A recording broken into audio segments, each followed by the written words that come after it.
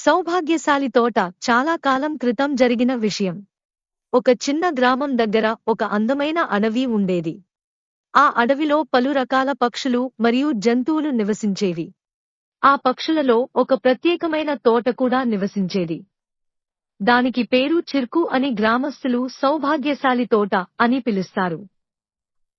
ఎక్కడికి వెళ్ళినప్పుడు అక్కడ మిరాకిల్ జరుగుతాయి, లేదా ఎవరో ఒకరి అదృష్టం మారిపోతుంది. గ్రామస్తులు నమ్ముకున్నారు చిర్కు వారి ఇంటికి వచ్చినప్పుడు వారి జీవితంలో ఆనందం, సౌఖ్యం వస్తుందని. చిర్కు సంతోషంగా పాట పాడేవాడు. గ్రామస్తులు పండ్లు, ధాన్యం ఇచ్చి శుభాకాంక్షలు కోరేవారు. పండ్లు, ధాన్యం తూటి శుభాకాంక్షలు కోరారు. చిర్కు కూడా గ్రామస్తుల నుండి చాలా ప్రేమ చేశాడు మరియు ఎక్కడికి వెళ్ళినా సంతోషం పంచేవాడు.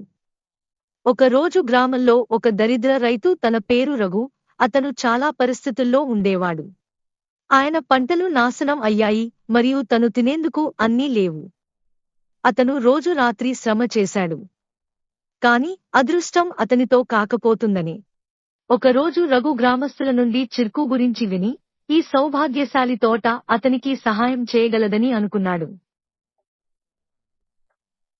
రఘు నిర్ణయించుకున్నాడు, చిర్కును కలుసుకుని తన అదృష్టం మార్చాల్సిన అభ్యర్థన చేస్తాడు. తదుపరి రోజు అతను అడవికి బయలుదేరి చిర్కును వెతుకుట మొదలు పెట్టాడు. ఎక్కువగా వెతికి చిర్కు ఒక పెద్ద కొమ్మపై కూర్చుని ఉన్నానని కనుగొన్నాడు. రఘు గౌరవంగా పలికాడు. చిర్కు రఘు మాటలను గమనంతో విని, అతని కళ్లలో దయ కనిపించింది. చిర్కు తన చిక్కుతో ఒక చిన్న మెరుపు తీర్పు ఆకును ఎత్తుకుని రఘుకు ఇచ్చి అన్నారు, ఇది మాయా ఆకురాలి, దీన్ని మీ జేబులో ఉంచుకోండి. మీరు మీ పొలంలో పని చేయసాగినప్పుడు ఈ ఆకురాలి మీ అదృష్టాన్ని మార్చేస్తుంది.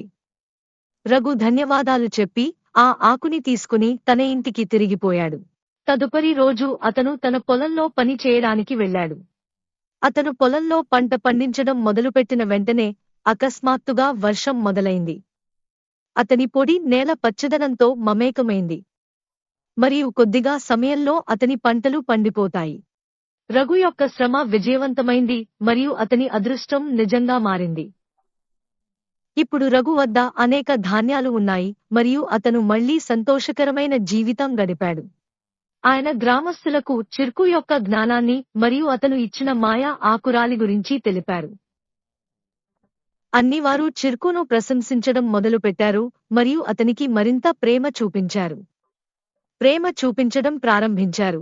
కానీ చిర్కు రఘుకు ఒక విషయం చెప్పారు, గమనించుకో, ఈ ఆకురాలి మాత్రమే నీ శ్రమకు సహాయం చేస్తాయి. నీవు శ్రమ చేయటం వదిలితే ఇది కూడా తన మాయను కోల్పోతుంది.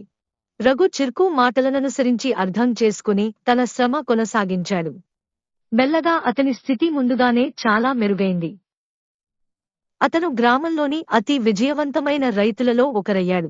కాని అతను ఎప్పుడూ మర్చిపోలేదు అతని విజయంలో చిర్కు మరియు అతని శ్రమ ఎంత పెద్ద పాత్ర పోషించిందో.